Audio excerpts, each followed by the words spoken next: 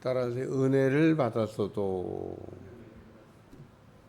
우리가 은혜를 받는다고 하는 게 또 은혜를 안다고 하는 게 얼마나 중요한 일인지 모릅니다.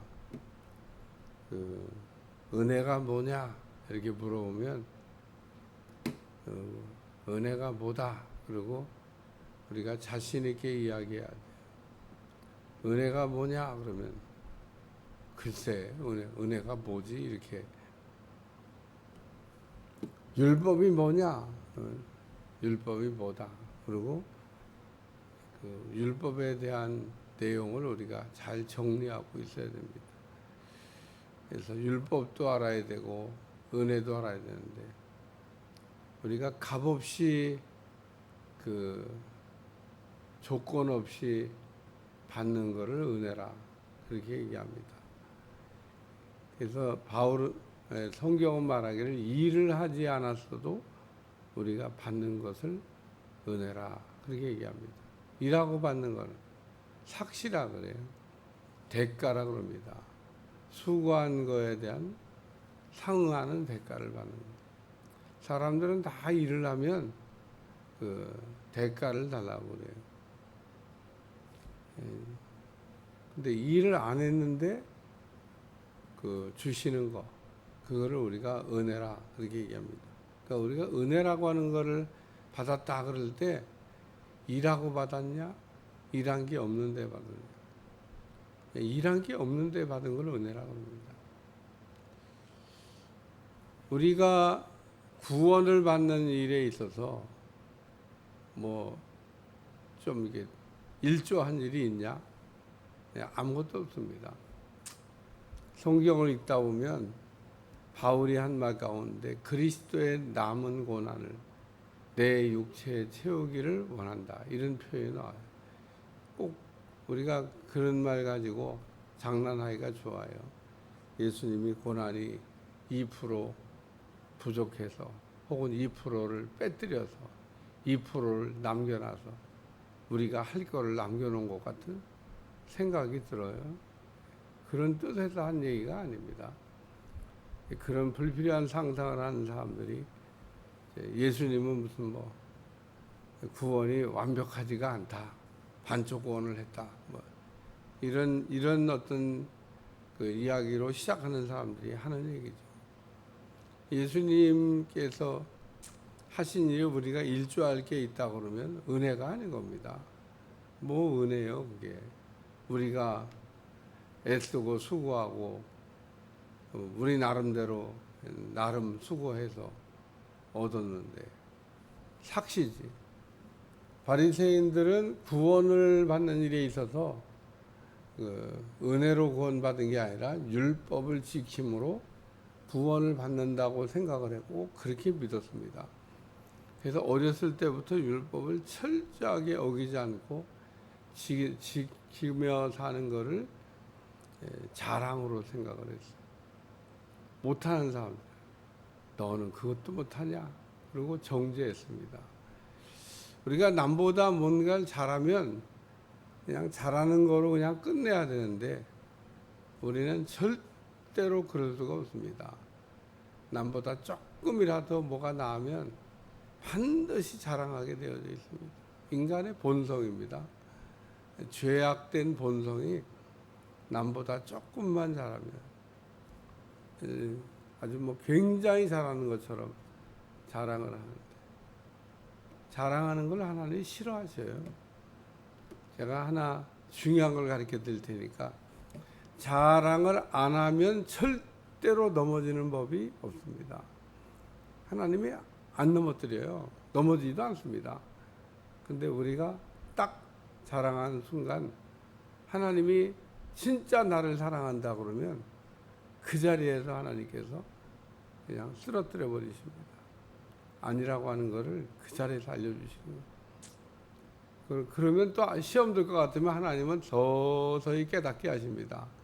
그러니까 그 자리에서 깨닫게 하든 서서히 깨닫게 하든 하나님은 반드시 잘난 척한 거에 대한 대가를 지불하게 하신다는 거예요. 잊어버리지 않길 바랍니다. 그러니까 우리는 항상 조심해야 될 게 아무것도 자랑할 게 없는데 우리도 모르는 사이에 남보다 새벽 기도를 좀 더 했다든지, 남보다 기도를 좀 더 했다든지, 남보다 뭐 봉사를 좀 더 했다든지, 남보다 헌금을 좀 더 많이 드렸다든지, 남보다 더 열심히 있다든지, 그러면 항상 그 얘기를 언제 어느 순간에 자기도 모르게 해요. 예, 그래서 하나님이 아니라고 하는 것을 깨닫게 합니다. 우리에게 있어서 은혜 아닌 게 없습니다. 우리가 은혜 없이는 살 수가 없어요. 예, 우리의 구원은 은혜로 구원받은 겁니다. 근데 오늘 본문은 그 고린도전서 10장을 이렇게 설교 준비하면서 이거는 뭐 몇 번의 설교를 해야 되나? 여러분 생각보다 장절이 짧지 않습니다. 8장에서 이미 우상 얘기를 한 번 했는데 10장에서 또 우상 얘기를 또 하고 있는 겁니다. 여러분 앞에서 10장 우상의 제물을 먹어야 되냐 우상 얘기 했는데 지금 10장에서 또 우상 얘기를 지금 하고 있는 겁니다. 그리고 오늘 말씀의 시작은 은혜 받은 걸 얘기하는 겁니다. 형제들아 너희가 알지 못하기를 원하지 아니하노니 뭐를? 은혜 받은 거를. 그러니까 이스라엘 백성들이 은혜를 받았어도 조금 받은 게 아닙니다. 크게 받았습니다. 오늘도 우리가 이렇게 우리 자신에게 돌아오면서 은혜를 얼마나 받았을까? 크게 받았죠. 참 은혜를 크게 받았다고 하는 게 얼마나 참 감사한지. 제가 오늘 새벽 기도에 나와 있는 분들 이렇게 보면서 여러분들은 은혜 받은 사람 중에서도 톱입니다. 아무나 새벽 기도를 하게 하시는 게 아니에요. 은혜가 있으니까 새벽 기도를 하는 거죠. 그러니까 우리가 그 은혜에 감격하고 그냥 은혜로 사시면 돼요. 나 같은 사람이 뭐 은혜 받을 만한 자격도 없는데 이렇게 큰 은혜를 주셔가지고 여기 지금 큰 은혜 받은 거를 지금 사도 바울이 얘기하잖아요. 무슨 은혜를 받았어요? 구름 안에 있고 바닷 가운데를 지났다. 예, 구름 아래 있고 바닷 가운데를. 예. 이스라엘 백성들은 이렇게 광야길을 걸어갈 때 계속 구름 기둥이 떠 있었어요. 성지순례 가면 광야로 나갈 때 구름 기둥이 떠 있나 봐봐요. 성지순례 가이드 하는 사람이 이야기했던 그 말이 지금도 생생해요. 제가 여기서 오랫동안 살고 오랫동안 가이드 했는데 구름 기둥을 몇 번 못 봤습니다. 쫙 구름이 광야에 덮이는 거예요. 그거 보면 정말 은혜가 된다는 거예요.